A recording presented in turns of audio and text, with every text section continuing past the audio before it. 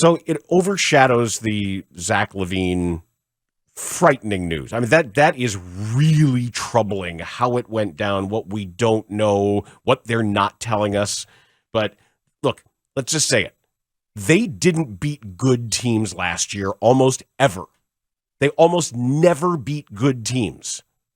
That was a good team that they beat on the road without their max player. And they did it when it looked like in the first quarter that the game was going to get away from them and that they were going to spend the rest of the game chasing. Well, guarding Tyler Hero's a nice idea. It's a really good idea. In the second quarter, we saw the offense start to flourish a little bit. And then once you get into winning time, there's a lot of things that you can say about DeMar DeRozan. What you can't say is that he's not willing to take the challenge of making you sick defensively in the second half of games. What I love about him as a player is his lack of fear. Like there's no fear with him on the court, and seeing him continue to still get people up in the air, including someone who played with him in Kyle Lowry on pump fakes, is just gorgeous basketball. There's a lot of good that happened last night, Dan. Dragic comes out there and hits some threes for you. Does a great job off the bench. Io played really well. I was enjoying him doing that like dive and drop stuff at the top of the key where he's pushing defenders back and then just kind of flipping it behind his back for an open three for Vooch, like giving him space. It's almost like a it's hockey. It's a little bit of hockey. It's a little bit of pick play in football, where you're like, oh, well, the two defenders are converging, but I'm out of control. And then I put it back there for the big man to try and hit threes. I thought there was a ton of good that came out of the game. I don't know if it was sustainable. Of course but not. I know we know it's not. We know you can't do that in the playoffs. We know they take DeMar away in the playoffs. We know it. That's why they're trying to have more of a movement-based offense. They just need the movement. Yeah. And they're not going to be getting it from Zach LaVine. Or 44. So the Patrick Williams stuff continues to be problematic. We'll spend some time talking about him today too. But I enjoyed watching them rally, them defend and rebound at the end of the game and hold on. Like there were a couple of pushes that Miami made, but the Bulls held on, and I think that's one of the reasons why I can never like truly condemn this group, even though I know it's flawed, because I know that they're going to keep working and trying. Well, it's what makes them interesting, too. It's what makes the Bulls endlessly interesting. And I actually thought that even though Vucevic shot 5 of 13, I thought he was really good. He played big, which he doesn't do all the time. I wish at the end of the third quarter, the end of a quarter and a half, when he had that nice little bunny attempt on the inbound that was like last year's Vooch, but he was super aggressive on the offensive boards, and they're a much better team when he's that physical. Yeah, and they're trying to do more stuff with him with his back to the basket, and I think that's a smart way to go about things too, where you can have him work inside out instead of outside in. But the problem still is that you're not going to win games if you can't have a lineup that you can trust. And Zach LaVine not being out there, like the way that this story has mushroomed in the last 48 hours is really, really concerning. It went from, wait a minute, what do you mean Zach LaVine is questionable for the opener? Like that's where we were on Tuesday, where that story comes out and you're like, that's weird that he's questionable already for the opener. Then you get yesterday where the story goes from, well, he's not going to play, to then Shams putting out there that he's probably not going to play Friday.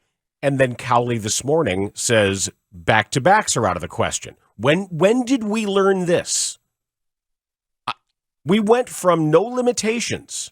Zach's words. He was a no-limit soldier.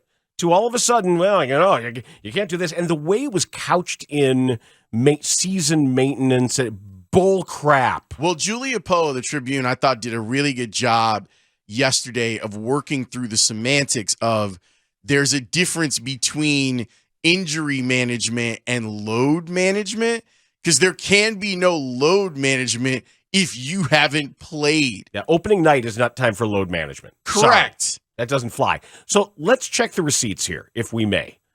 This was Billy Donovan pregame with Chuck Swirsky talking about how the team views whatever you want to call this with Zach, whether it's a knee injury or knee recovery. I don't think it's going to be game to game to game. I think what happened was, and I think I mentioned this last week, I think this was a little bit of an abnormal summer for Zach from the standpoint that he didn't play as much 5-on-5 as he normally had.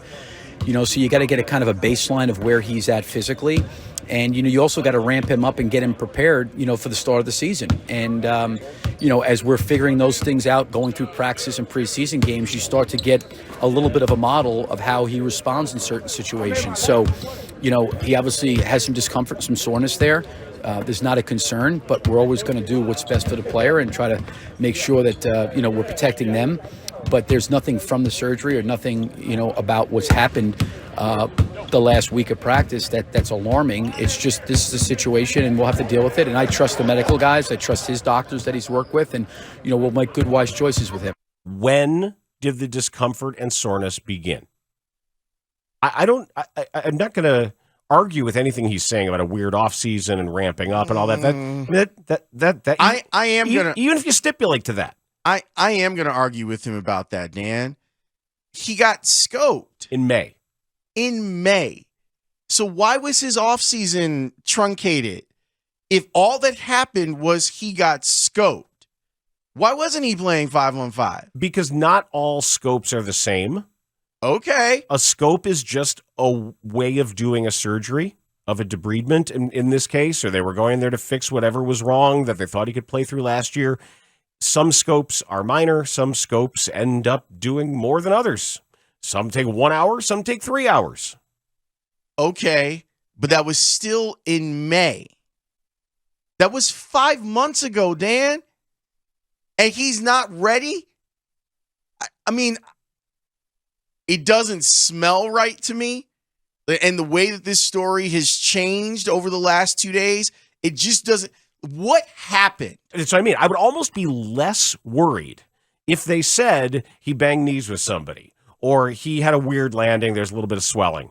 If it were an acute problem, I'd be less worried than if they were globalizing it like they are. Well, this is a syndrome, or this is part of what we knew was going to be his recovery. Like, I don't know. That tells me that when they did the scope, it was worse than they thought. If they're, and that may not be true. You're lying about something, or you're misleading us about something. Either what they first found in May was way more significant than we thought and that they thought, and they did more repair than they thought they had to do, or he did something in practice last week. Well, then you should say that, because it's one or the other. Because you had to have felt good about what happened with his surgery in May, because you signed him to the max in July. So what happened? Let's hear from Zach LaVine, where he described what he and the organization think is the plan now. I think we looked at the schedule and started figuring out what would, be right for me, and what would make me feel best, not just now, but at the end of the season. It's a long season, and there's gonna be some sunny days, and there's gonna be some rainy days. So I think if you just go forward with that mentality, I'll be all right. There was a follow-up to that at the end. The audio quality was poor, but he admitted that he doesn't know. We'll have to see day by day. I don't max out for rainy days. Yeah. They should not have. Because we know that he's had reconstructive knee surgeries. We know that, right? We know that about Zach. That both knees have been problematic. And if you're looking for him to be a dynamic high flyer that also has the ability to shoot three-pointers, if the high flying part is out of his game and the availability part is out of his game, then what are you doing? Now, I mentioned before we get into some IO stuff real quick that I had a little bit of history regarding DeMar DeRozan. Jeff Fahrer, who does an outstanding job as an NBA statistical historian, and what was it? That's the fist pump there from Mike Rankin. Little breaking news on the score. Do we have a sponsor for some breaking news? We do. Breaking news on the score is brought to you by BetQL. Smarter bets start with BetQL. Download the BetQL app or visit BetQL.com today. There's a little selfish promotion, but Jeff Fahrer joining FutureSox.com. Hey, how about that? That's awesome. He's great. Jeff is great. Here's what he had for us last night. And you should follow him, by the way, at JF_Fey, F-E-Y. DeMar DeRozan had 37 points, 6 rebounds, and 9 assists. Okay? Only 4 players in NBA history hit those stat thresholds in a season opener. Ever. Michael Jordan's one of them. No. He's not? Nope. Never had 37, 6, and 9. LeBron? Nope. Wilt? No. How can it not be? How can it not be Wilt? There's one of those. There's 2 guys who are still playing, and 1 all-time great, and DeMar. Kareem? No. Steph? Oscar. Oh. Oscar Robertson in 1966 did it at age 27. Trae Young did it in 2019. Okay. And James Harden did it in 2012. Young was 21. Harden is 23. DeMar DeRozan, by 6 years over Oscar Robertson, the oldest player to have that night on an opening night. The OG is out here doing it.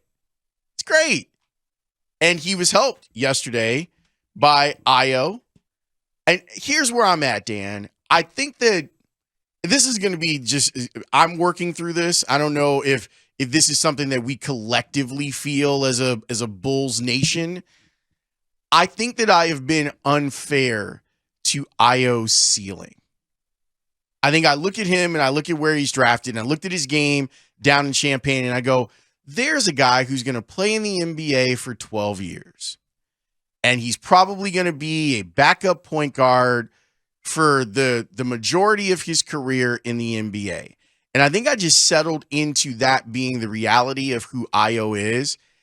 I don't think that I've given his intangibles enough credit and his tangibles enough credit. I look at the work ethic. I look at what people say about him. I look at him being the film rat, the concept of maximizing one's ability. The thing that he needs to be a better player overall, I think, is to be a better three-point shooter. He clearly has worked on that, and he did a lot of work with his family, and with the Bulls to quicken up his release on his three-point shot. I also think that because he's so studied and learned as a basketball player, it allowed him to not hit a rookie wall until much later than you ordinarily see someone hit the rookie wall. I am now open to the possibility that Io is more than just a guy that's going to be a 12-year pro and probably make, $70 million in his career. I think that because of his ability, his knowledge of the game, and his willingness to learn more and absorb, that ability to learn to me is key. It's not just the willingness to do it, but you have to be able to then apply what you've learned. And already in one game, I'm seeing him applying things that he wasn't so good at last season. I'm willing to look at him now as more than just a guy on a bench or an important rotational guy.